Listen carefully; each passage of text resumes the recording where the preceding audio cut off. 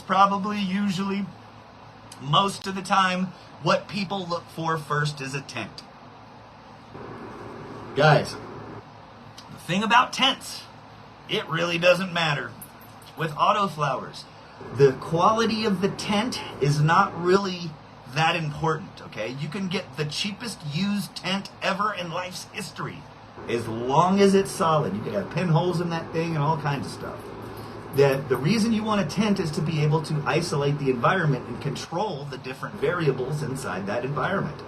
For photo periods, it's different. It's if the quality of the tent is subpar, then you're going to have little pinholes and things like that, which can lead to light-induced hermaphroditism, okay? Which is what you don't want, but you don't have to worry. It's another beautiful thing about Autoflowers. You don't have to worry about that.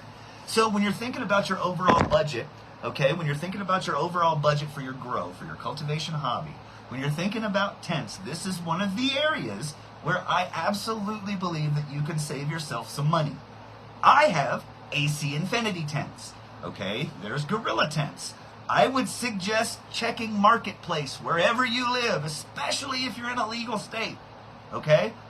Go look for a tent that's cheap, because in the Autoflower world, it doesn't really matter. As long as they'll zip up and can keep that environment sealed, you're all good. That's all. That's the qualifications that you're looking for when it comes to a tent for Autoflowers. It's one that will seal, okay?